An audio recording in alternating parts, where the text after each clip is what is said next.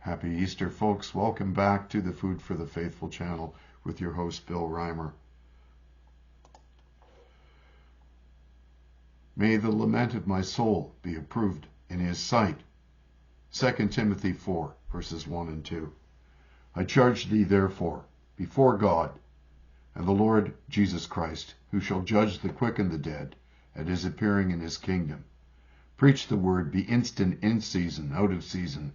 Reprove, rebuke, exhort with all longsuffering and doctrine.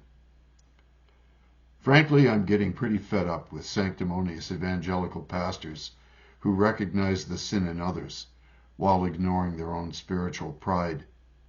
Take, for example, their latest attack on tranny pole dancing hour in libraries, where men dressed as Parisian tarts on payday twerk provocatively in front of tiny tots. Do not mistake my meaning. That activity is abhorrent and must be condemned by any of good conscience. What I do not understand is a complete lack of knowledge among these Christian activists as to where this perversion originated, since this ideology is clearly spelled out as cultural Marxist doctrine in critical theory. There is a reason Christ didn't enter the Roman Forum to condemn the perverted activities happening there. He focused on how the religious elite had abandoned their calling while cloaking themselves in faux righteousness, even as they added unnecessary legal burdens to God's chosen people of Israel.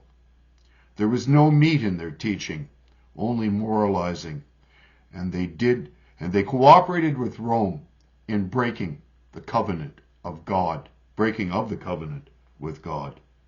I watched Pastor Derek Reimer's arrest being streamed by him or another supporter on TikTok, which is a streaming platform controlled by the CCP for the purpose of collecting data on anyone who defies the interests of the CCP.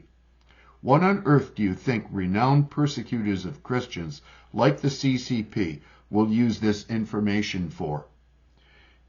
In an article published on March the 27th in Forbes entitled TikTok's Links to China Demand a Serious U.S. Response, written by Michael Posner, who is a senior contributor and writes about human rights and leadership in a global context, Posner states, the battle over TikTok has become a proxy for worsening U.S.-Chinese relations and the anxieties generated by the clash. Sao Chu, TikTok's chief executive officer, was grilled for 5 hours last week by members of Congress concerning primarily how potential Chinese government interference in the company's U.S. operations. The hearing took place amid growing fear in Congress and the Biden administration that a Chinese technology company can't be relied on to protect user privacy and may be exploited by the Chinese government to disrupt our democratic process. While the challenge posed by TikTok is clear, the way forward is not. Some of the members of Congress have called for TikTok to be banned in the U.S. The chair of the House Energy and Commerce Committee, Kathy McMorris Rogers, a Republican from, I believe, Wisconsin, who's at Washington. At any rate, doesn't matter. Let the hearing and set the tone. We do not trust TikTok will ever embrace American values, Rogers said. But expecting TikTok to embrace American values creates an inappropriate and unreasonable standard. If we expect any foreign company operating in the U.S. to embrace American values, it's not hard to imagine that other governments will demand the same. What's more, banning TikTok would undermine the historic U.S. commitment to free speech. As the ACLU and 15 other rights organizations warned, if the government were to intervene to ban TikTok entirely, it would impair the rights of citizens to communicate in a manner of their choosing, giving rise to significant First Amendment concerns. As Justice William O. Douglas said 70 years ago in his speech, restriction of free thought and free speech is the most dangerous of all subversions. It is the one un-American act that could most easily defeat us. Banning TikTok also would ignore the platform's huge popularity. In fewer than 6 years, it has attracted more than 150 million U.S. users. Banning such popular platforms would be politically fraught.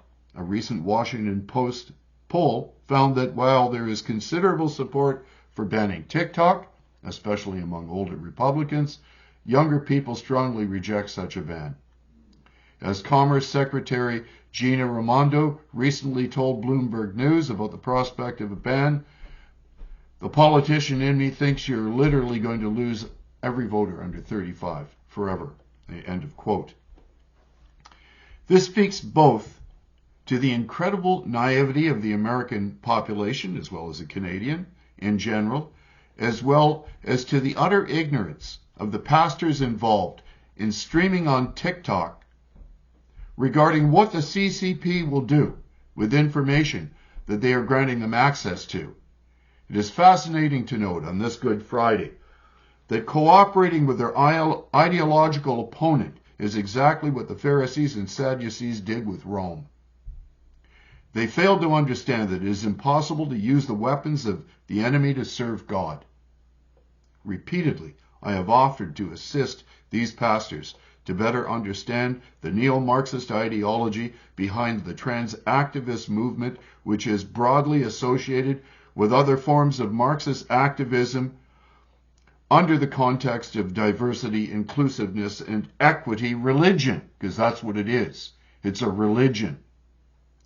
Each time I have offered to assist them, each time I have contacted them to offer my help, every time I shared demonstrably provable information based upon sound Christian doctrine, I have either been turned down or ignored.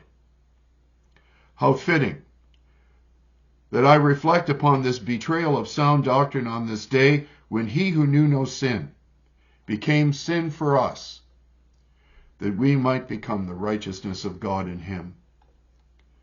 These are things to think and pray about. Using the platform of your enemy to advance Christian purposes is ridiculous, especially given the history of the CCP's persecution of Christians back in China. Look what they did to Watchman Nee and the believers in the Little Flock movement in China in the 30s and 40s. Pray. Remember our union with Christ in death and resurrection. And remember that this ideology behind the perversion of our children is written down, it's documented, and it is being taught in every university throughout the entire Western world. God bless you.